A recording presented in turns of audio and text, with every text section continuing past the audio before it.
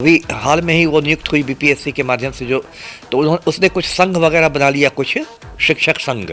अब तुरंत शिक्षा विभाग का फतवा जारी हो गया और शिक्षा विभाग ने उसे सेवा मुक्त कर दिया। बिहार में सरकार चल ही नहीं रही है, बिहार में कॉमेडी सर्कस चल रहा है और ऐसा ऐसा तुगलकी फरमान वो निकालते हैं जिसका कोई अंत नहीं। आप सक्षमता परीक्षा में 3 बार भी यदि कोई फेल कर जाए तो आपको उसको नौकरी से नहीं निकाल सकते। 15 दिन में 3 शिक्षा मंत्री बन रहे हैं। अब इस राज्य में आप देख लीजिए क्या होगा, है ना। अधिकारियों को भी समझ में नहीं आ रहा है कि शिक्षा मंत्री को खाली फेयरवेल पार्टी दे, आपको सक्षमता परीक्षा में 3 मौके दिए जाएंगे और आप तीनों बार यदि आप फेल कर जाइएगा तो आप सेवा मुक्त हो जाइएगा। ये विधि सम्मत नहीं है। इससे ये कर सकते हैं, मतलब उनको आप वेतन वृद्धि नहीं दे सकते हैं, नया वेतनमान नहीं दे सकते हैं। नमस्कार, NBC 24 देख रहे हैं आप। मैं हूं आपके साथ अभिषेक। नियोजित शिक्षकों को राजकर्मी का दर्जा देने की कवायद लगातार शिक्षा विभाग के द्वारा चलाई जा रही है। इसको लेकर शिक्षा विभाग लगातार तैयारी कर रहा है। इसी बीच नियोजित शिक्षकों को लेकर बड़ी खबर सामने निकल के आई है, जहां यह बताया जा रहा है कि नियोजित शिक्षकों को सक्षमता परीक्षा में बैठना होगा। ऐसे में 3 अटेम्प्ट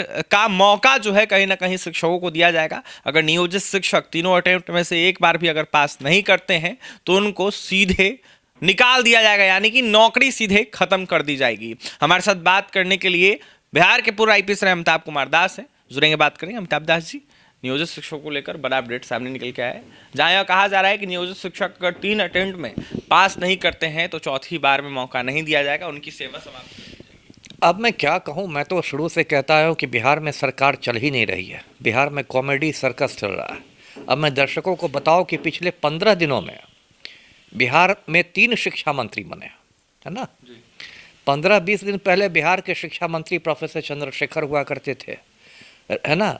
उसके बाद उनका विभाग छिना गया, उनको गन्ना चूसने भेजा गया। उसके बाद आलोक मेहता बने बिहार के शिक्षा मंत्री। वो मुश्किल से 1-2 दिन बैठे होंगे अपने कार्यालय में कि ये गठबंधन ही टूट गया। अब जदयू के हैं विजय चौधरी, वो शिक्षा मंत्री बने हैं।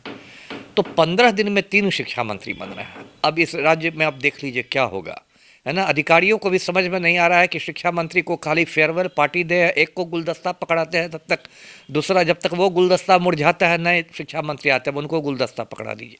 इन्होंने मजाक बना रखा है। और पाठक सर के बारे में मैं क्या कहूँ, बार बार कहना नहीं चाहता हूँ, लेकिन मैंने पहले भी कहा, आपके चैनल पर भी कहा है कि मतलब उनमें मोहम्मद बिन तुगलक की आत्मा घुस गई है पाठक सर में। और ऐसा ऐसा तुगलकी फरमान वो निकालते हैं जिसका कोई अंत नहीं। अभी जो आप बात कर रहे हैं ये सक्षमता परीक्षा वाली बात, पहली बात मैं दर्शकों से स्पष्ट कर दूं कि ये अभी अनुशंसा की गई है, राज्य सरकार के पास अनुमोदन के लिए भेजा गया है। शिक्षा विभाग की विभागीय समिति ने भेजा है, के पाठक सर की अध्यक्षता में बैठक हुई और उसने ये अनुशंसा भेजी है, सिफारिश भेजी है। अभी इसको राज्य सरकार ने मंजूर नहीं किया है, मतलब अभी इस पर कैबिनेट की मोहर नहीं लगी है, अभी ये प्रस्ताव मात्र है। पहली बात तो ये आप समझिए, कानूनी पहलू ये है कि अभी फाइनल नहीं हुआ, ये एक प्रस्ताव मात्र है, प्रपोजल है। दूसरी बात ये है कि जितनी मेरी कानूनी समझ है कि आप सक्षमता परीक्षा में 3 बार भी यदि कोई फेल कर जाए तो आपको उसको नौकरी से नहीं निकाल सकते।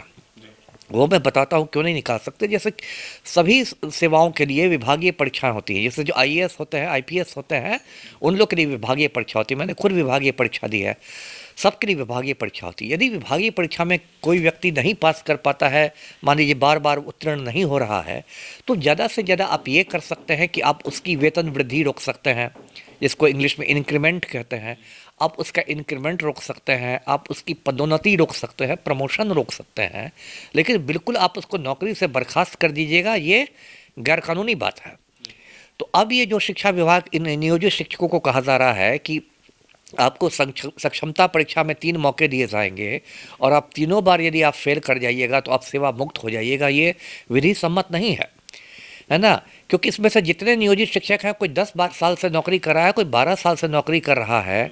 तो 12 साल की नौकरी के बाद आप एक विभागीय परीक्षा में उसको अनुत्तीर्ण करके उसको बाहर कर दे, ये नहीं हो सकता है, ये गैर कानूनी है। ज़्यादा से ज़्यादा आप ये कर सकते हैं कि ठीक है वो सक्षमता परीक्षा नहीं उत्तीर्ण कर सकेंगे तो आप उनको राज्यकर्मी का दर्जा नहीं दे सकते हैं। ज़्यादा से ज़्यादा ये कर सकते हैं, मतलब उनको आप वेतन वृद्धि नहीं दे सकते हैं, नया वेतनमान नहीं दे सकते हैं।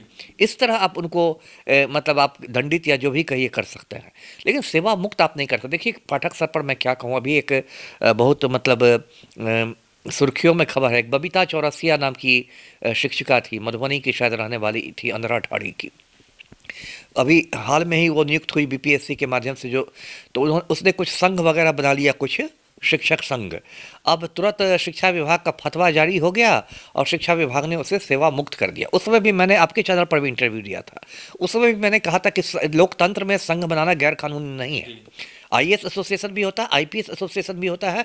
जब आईएएस अधिकारी संघ बना सकते हैं तो फिर शिक्षिकाएं क्यों नहीं संघ बना सकते हैं? मैंने आपके चैनल पर भी कहा था और मेरी बात सही निकली। फिर वो जो बबीता कुमारी थी वो पटना हाईकोर्ट में चली गई, हाईकोर्ट में उसने चुनौती दी अपनी बर्खास्तगी को, और अभी 2-3 दिन पहले पटना हाईकोर्ट ने मतलब उसकी बर्खास्तगी को रद्द कर दिया है। कहा है कि नहीं, संघ बनाना कोई गैरकानूनी काम ही नहीं है। और मधुबनी के जो जिला शिक्षा पदाधिकारी, उनको आदेश दिया गया कि तुरंत इनको आप नियुक्ति पत्र दें। तो देखिए होता क्या है कि आप पाठक सर इतने सीनियर व्यक्ति हैं, 90 बैच के आईएएस हैं, अपर मुख्य सचिव बन गए हैं। अब मैं उनको क्या समझाऊंगा, लेकिन तब भी मैं पूरी मतलब विनम्रता से कहना चाहता हूं कि पाठक सर को समझना चाहिए कि वे संविधान से ऊपर नहीं है, कानून से ऊपर नहीं है। ऐसे ऐसे आदेश नहीं दे जो कि एकदम उनके छत्राधिकार से बाहर है, जो कानून से बाहर है। एक बार उन्होंने एक वाइस चांसलर का वेतन रोक दिया था, बिहार यूनिवर्सिटी के वीसी का, उस पर भी राजभवन ने उनके आदेश को रद्द कर दिया। तो यही बात अभी सक्षमता परीक्षा पर भी लागू होती है। जी, क्या माना जाए, मनमानी की जा रही है पाठक के ये तो 200% मनमानी है। तो मनमानी से भी आगे की चीज़ हो गई है। पहली बात तो पूरी जो मुझे उम्मीद है कि ये जो अनुशंसा की गई है शिक्षा विभाग की, इसको कैबिनेट की मंजूरी नहीं मिलेगी, क्योंकि कैबिनेट भी जैसे होता है, मेरी जो समझ है सरकार में कि बहुत बार होता है कि ऐसे मुद्दों पर मतलब विधि विभाग की राय मांगी जाती है, लीगल ओपिनियन मांगा जाता है विधि विभाग से। तो विधि विभाग तो कह देगा कि भाई आप सेवा मुक्त नहीं कर सकते हैं। तो पहली बात तो ये है कि नियोजित शिक्षक निश्चिंत रहे, उनको टेंशन लेने की जरूरत नहीं है। दूसरी बात कि यदि यहाँ तो मतलब कुएं में ही भांग पड़ी है, हो सकता है पलटू राम ही मोहर मार दे, पलटू राम की समझ में क्या आता है। तो यदि ऐसा नियम वो बना भी देता है कि सक्षमता परीक्षा विफल रहने पर आप सेवा मुक्त हो जाएंगे, तो ये न्यायालय की कसौटी पर ये खरा नहीं उतरेगा और न्यायालय से इसको मतलब रद्द कर दिया जाएगा। शिक्षकों के अनहित में है ये फरमान, जिस तरीके से देखा जा रहा है। नहीं, हित में कैसे है? अनहित में? हाँ, अनहित में है। ये तो घोर शिक्षक विरोधी फरमान है ना। कोई आदमी 12 साल से दे रहा है, मान लीजिए एक विभागीय परीक्षा नहीं वो कर सका, किसी वजह से नहीं कर सका। मान लीजिए मैं एक आपको उदाहरण देता हूँ, स्वास्थ्य कारणों से नहीं कर सका, है ना। वो बीमार चल रहा है, आप 3 बार में मान लीजिए वो स्वास्थ्य कारणों से नहीं बैठ सका, तो आप उसको सेवा मुक्त कर दीजिएगा। ये कहाँ का नियम हुआ भाई? और उसकी 12 साल की वरीयता का 12 साल जो उसने सेवा दी उसका कुछ नहीं मोल है। देखिए, बिहार के पूर्व आईपीएस अमिताभ कुमार दास सर थे। ऐसे में जिस तरीके से 3 अटेम्प्ट परीक्षा देने को लेकर बातें सामने निकल के आ रही है, शिक्षा विभाग के द्वारा कहा जा रहा है कि नियोजित शिक्षकों को 3 अटेम्प्ट से ज्यादा मौका नहीं दिया जाएगा, उसके बाद अगर पास नहीं करते हैं तो उनकी सेवा समाप्त कर दी जाएगी। ये बिल्कुल सही नहीं है।